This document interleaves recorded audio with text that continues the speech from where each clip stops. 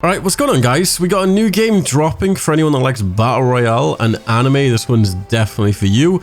The game's called Fate Trigger, and I'm happy to say they're actually sponsoring this video. So before we actually jump into the main video, we're going to preview the upcoming trailer. So let's take a look. Alright, what we got here? Oh, damn, Fire Girl. What's in the box, though?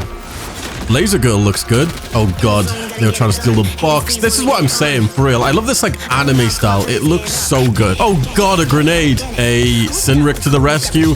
That ability is actually so nuts in game. That one-wheeled bike is so funny. Oh, flame wall. Circles coming in. Uh-oh. Best girl soul win. Everyone is about to fly. Let's go. The rocket car is kind of OP. Wait, the vehicles look good though.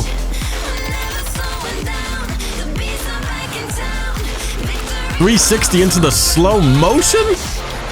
Rocket car actually drives like that. It's so hard to control. She's flopping about on the roof. Hello, mother? Yeah.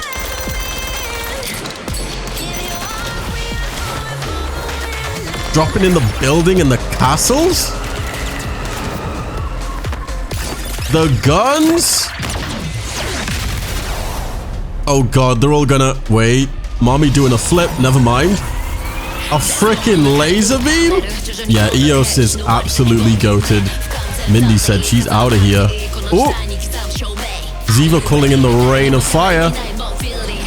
Clean. Soulwin again. Let's go.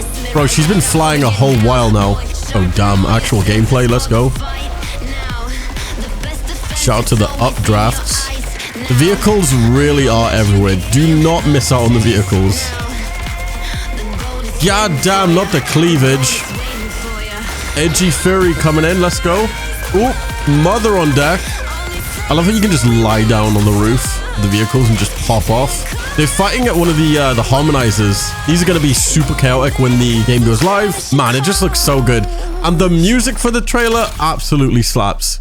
Yeah, definitely do not miss signing up for the closed beta, guys. Such a good trailer. Now on to the main video. Now, what is Fate Trigger? So Fate Trigger is actually a hero-based anime battle royale looter shooter. Each character has their own special abilities, which we'll get into later. And you're playing in absolutely huge maps. These maps have everything from jump pads, teleporters, that can put you on the other side of the map. There's also a good range of weapons to choose from, even some special weapons that you can only get from airdrops in-game, like a guaranteed one-shot sniper rifle and even that energy grenade launcher from the trailer. Fate Trigger has a couple game modes to choose from, including the Awakener Trials, which is your classic battle royale, team deathmatch mode with 2 maps, a rapid fire match mode, and even a ranked mode. The map for the Awakener Trials, aka the battle royale, is huge. Like, seriously, it's a couple thousand meters across, so if you're a fan of sniping, you're definitely going to enjoy this one. There are a ton of things going on in the map, from global teleporters that you can use from the sky, which I'm sure you can guess will warp you to areas across the map like this.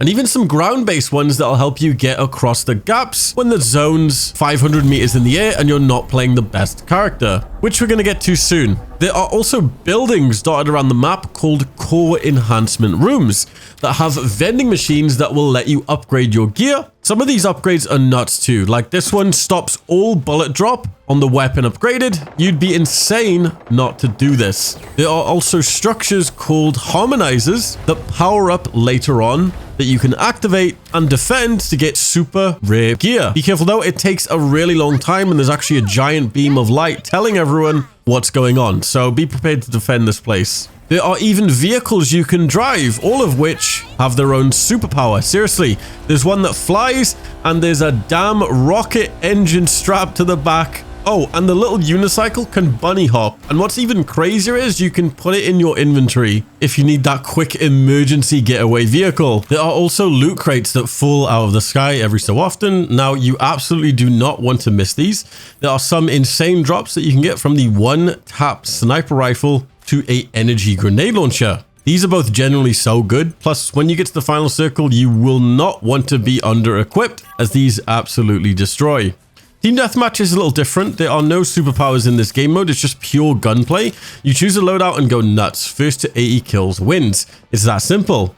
There are 2 maps to choose from, Factory and Armory. Both maps are pretty good. Factory is very close quarters, favoring SMGs and shotguns, with Armory having a little more space to work, favoring mid to long range weapons. Personally though, I'm a little disappointed. I would have really liked to try out some of the fast-paced close quarters matches with all the abilities, but at the same time, I kind of get it. Some of these superpowers are absolutely insane, and balancing them would be an absolute nightmare. You'll understand why later in the video, but if you want a pure team deathmatch experience while playing anime girls, this one's for you.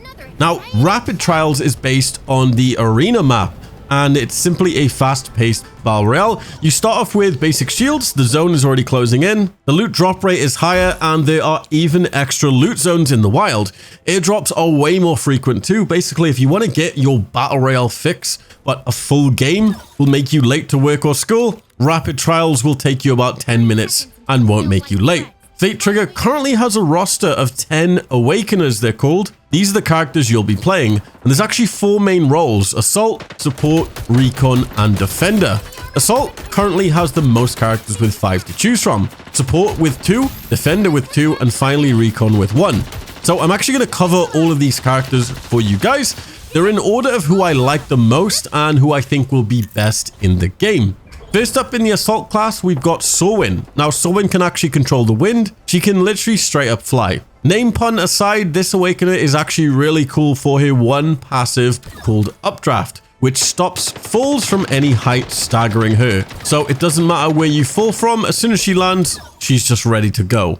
Her Q lets her charge up a large vertical jump, which lets you glide over a large distance. Perfect for clearing a gap. Now, obviously, it's a little slow to charge, so don't try charging it in an emergency situation. But in the case it is emergency, you can actually tap it for an instant large jump to clear a wall in a hurry, like this. Now, her super ability is kind of nuts. She can charge up a selected area with a updraft, which lets her and her allies straight up fly. You go into this circle and activate it, and it'll channel for a couple of moments, then you're flying. This lasts about 15 seconds. It's not slow flight either. You are absolutely just flying. You can get some real height, and then you can go back to free fall. What makes this kind of nuts is if you see an airdrop and you have your super, that airdrop is yours, which is huge considering the weapons you can get from them. I cleared this distance in absolutely no time. If you're coming in with an entire squad, anyone on the ground is going to be in trouble. Next up, we've got Eos. Now, Eos is another assault class and is a fan of a certain anime for sure, and you'll see why in a minute.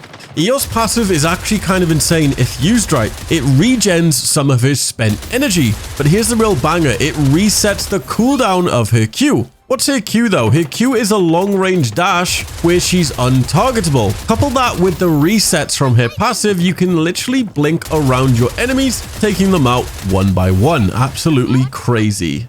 Her ult is so good though and feels really nice to use. It lets her fire a damn energy beam from her hands, and it does a lot of damage as well. If you're trying to clear a room, this is gonna do it. Coupled with her Q and passive, Eos is definitely going to be top tier for close quarters combat. First up for the supports, we have Camille. Now, Camille is your healer, and not just some generic healer either. Camille's passive lets her revive downed teammates from a distance, which is pretty useful. Her Q is the classic heal. It lets her heal allies and repair their armor, or heals herself and her armor. Now her ultimate. Kinda nutty. She activates a teleportation device that's also a healing circle. It lets her allies teleport into the circle to heal. Now, while they're channeling the teleport, they are slower, which is risky. So make sure you're safe before you try it.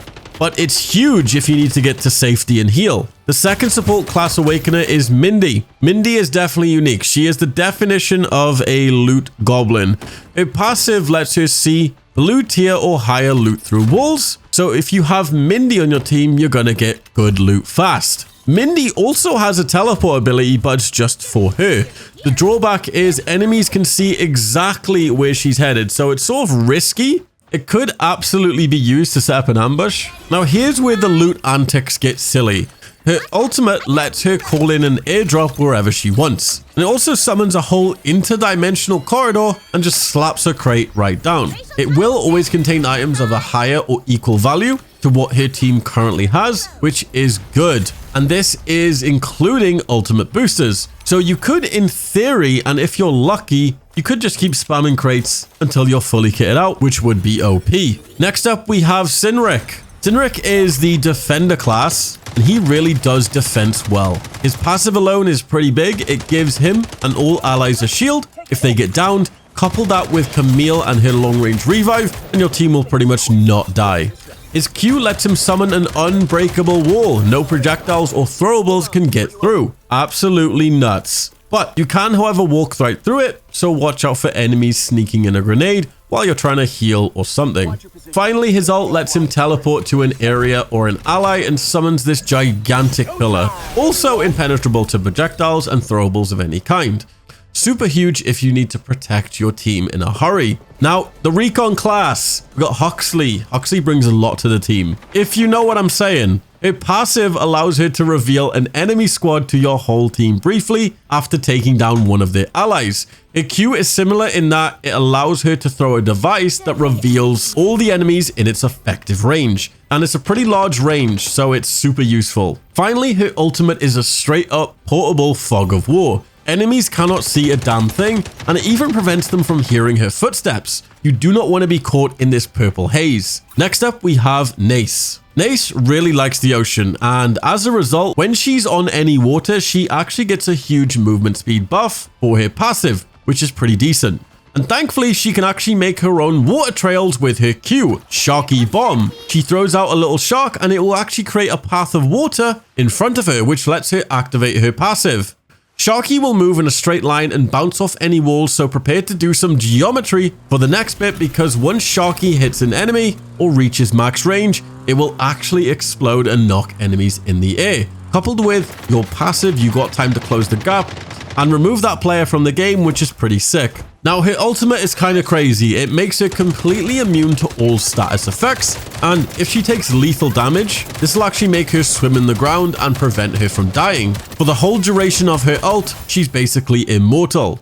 Fourth in the assault class is Rion. Rion's a werewolf and a complete edgelord. Just look at this dude. Rion's passive is really simple, but potentially quite effective when paired with his Q. It lets him see where enemies are if they've been damaged by him or his teammates. Nothing too crazy, but paired with his Q, which gives him a massive sprint speed boost, it'll let you pick off enemies really damn fast.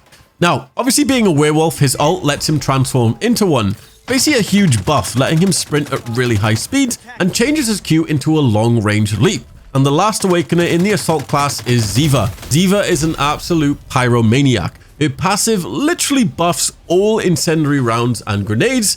It turns the flames blue, does a bunch more damage, and even slows enemies hit by the flames, which is nuts. Her Q lets her summon a whole wall of blue fire blocking vision, and enemies who touch it will take damage over time. Perfect for gaining control of an area. And for when you need to absolutely dominate an area and make sure any enemies nearby are no longer an issue, you can cast her ultimate, which summons a rain of blue fireballs, and it does a ton of damage. Her ult lasts about 10 seconds, and you do not want to be caught in it. If you want to control an area, Ziva is absolutely the way to do so. Kira is another defender. Her passive is honestly slightly useless without her ultimate. It lets her recover her HP and armor while inside her fortress. But obviously, whilst she's in her fortress, the passive is kind of OP. Taking her out is going to be so damn hard if she's in there. The Q is straightforward. It allows her to build up to 4 walls at a time, each with destructible portions. Ally fire can pass straight through the top middle section, while enemy fire can't get in, which is pretty wacky. Her ultimate, as I've already mentioned, lets her build a whole tower, castle, fortress. It has these jump pads in the outer walls, which lets her jump on top of it, giving her the ideal high point for defending an area. I wouldn't plan on trying to be a sneaky sniper though. It's bright neon orange and green, not exactly subtle. Personally, I'd probably make sure I've got an LMG handy with a ton of ammo and abuse her passive and rain bullets on the enemies. That's all for the Awakeners, and as you've already noticed, Soulwind and Eos are definitely my top two. The mobility alone is massive in a game like this, and the tactical advantage will be huge. Combined with Camille to keep you alive, and Mindy to make sure you maximize your loot, or possibly even Cynric to build an annoyingly unkillable team. But even with the 10 Awakeners so far, there's so many options and different strategies. If you combine Huxley and Ryan, for example, you're literally always going to be able to track the enemy. It's going to be super interesting to see what kind of tactics and strategies come out of the meta as it grows. Aside from all that, though, I got to talk about the graphics. They're actually super clean, and it actually looks like drawn anime. I love this type of style. The Awakeners are so good. I'm genuinely quite impressed. Now, here's something I know a lot of players and I guess Battle Royale games fans will like to hear. They have a zero tolerance policy for cheating of any kind in this game. So reports are actually handled super quickly and without leniency. Cheaters have no place in this game, which is so good. There's nothing worse than being the last two players alive and the other guy is just auto-aiming you or just shooting through walls. But yeah, thanks to Fate Trigger for sponsoring this video. Be sure to use my link in the video description. Yeah, Fate Trigger is currently hosting signups to their closed beta on Steam, so don't forget to go check that out and add it to your wish list. Don't forget to like, comment, and subscribe, and I'll see you guys in my next video. Peace.